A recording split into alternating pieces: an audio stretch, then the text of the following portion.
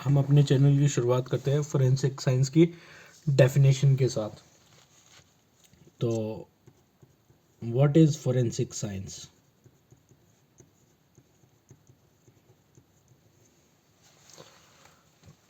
तो जब हम बात करते हैं फोरेंसिक साइंस की डेफिनेशन की, तो ये क्या है?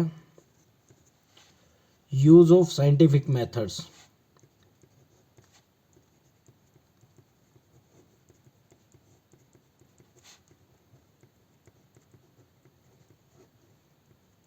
ये साइंटिफिक मेथड्स किस लिए यूज़ किए जाएंगे?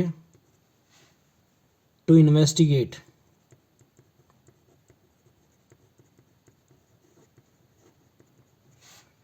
और यूटिलाइज टू और examine evidences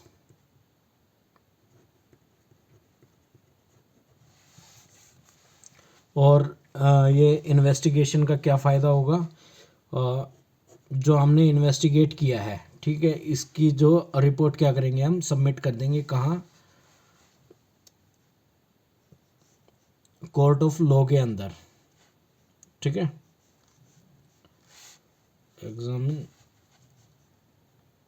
that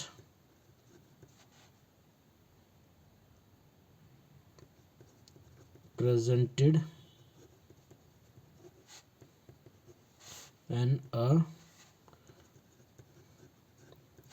court of law। अब हमें पता होना चाहिए कि लॉ क्या है, कोर्ट कितने टाइप की होगी हमारे पास, ठीक है, इन्वेस्टिगेशन कितने टाइप की होगी, साइंटिफिक मेथड कौन कौन से यूज़ होते हैं।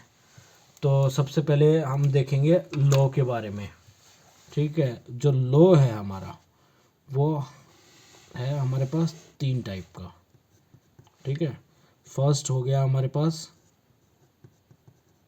क्रिमिनल लॉ, जो क्या करेगा, क्रिमिनल केसेस के साथ डील करेगा। सेकंड आ गया हमारा सिविल लॉ,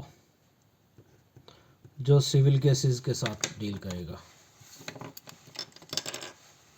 ठीक है। और थर्ड आ गया हमारा कॉमन लॉ। इसमें क्या होता है ये हम आगे देखेंगे। सबसे पहले बात कर लेते हैं हम क्रिमिनल लॉ की। क्रिमिनल लॉ में क्या होता है, 2 पार्टीज़ होती हैं, ठीक है। फर्स्ट पार्टी होगी हमारी स्टेट, और ये क्या हो गया, सेकंड पार्टी क्या होगी हमारी,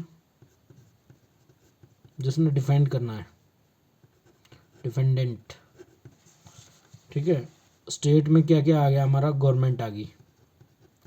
गवर्नमेंट क्या करेगी, एक पब्लिक प्रोसिक्यूटर प्रोवाइड करेगी,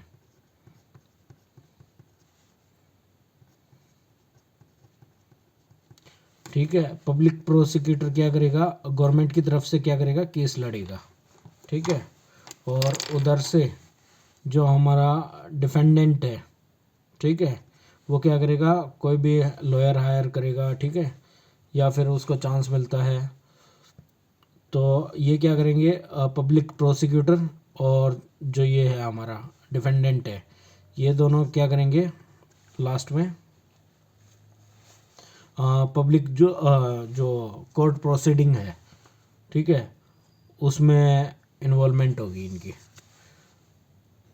सिविल लॉ के अंदर क्या होता है, सिविल लॉ के अंदर भी 2 पार्टी होती है, ठीक है। सिविल लॉ के अंदर जैसे एग्जांपल मान के चलते हैं हम, फर्स्ट पार्टी होगी हमारे पास, ठीक है। एक मान लेते हैं सेकंड पार्टी होगी। फर्स्ट पार्टी को लाइक इन दोनों के बीच में एक कॉन्ट्रैक्ट साइन हुआ, ठीक है। और जो सेकंड वाली पार्टी है, ये इस कॉन्ट्रैक्ट को फुलफिल नहीं कर पाई। फॉर एग्जांपल जैसे कोई यूनिवर्सिटी है, किसी सिंगर को बुलाती है, तो उन दोनों के बीच में एक कॉन्ट्रैक्ट साइन होता है, ठीक है। तो उस केस में अगर वो टाइम पे सिंगर ना आ पाए, ठीक है, तो उससे क्या होता है, यूनिवर्सिटी का लॉस होता है। तो उस केस में क्या हो गया, जो यूनिवर्सिटी होगी अगर वो केस करती है उस सिंगर के ऊपर, ठीक है, तो यूनिवर्सिटी होगी हमारी प्लेंटिफ, ठीक है।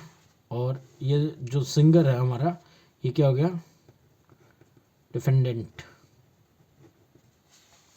ठीक है। ये मोस्टली क्या है, इस क्रिमिनल लॉ के अंदर क्या क्या आता है, आपके जो सीरियस क्राइम्स है, मर्डर हो गया, ठीक है, रेप हो गया आपका, और भी बहुत सारे जो सीरियस क्राइम है वो सारे इसमें इंक्लूड होंगे। सिविल लॉ के अंदर क्या आ गया आपका, एक तो आ गया आपका कॉन्ट्रैक्ट, ठीक है, एक आ गया आपका प्रॉपर्टी रिलेटेड डिस्प्यूट्स, ठीक है, और लाइक मनी लॉन्ड्रिंग के हो गए। सिविल लॉ के अंदर क्या है, सिविल लॉ के अंदर आपको क्या होगी, इम्प्रिजनमेंट होगी, पनिशमेंट के उसमें, पनिशमेंट के रूप में, ठीक है। और सिविल लॉ के अंदर क्या होगा, सिविल लॉ के अंदर आपको फाइन लगेगा या कंपनसेशन के लिए कुछ वो करना पड़ेगा, ठीक है। कॉमन लॉ के अंदर क्या होता है, ये जो these are the law created by जज। ये जो दोनों लॉ थे, क्रिमिनल लॉ था और सिविल लॉ था, ठीक है, ये हमारे पास होते हैं पार्लियामेंट में,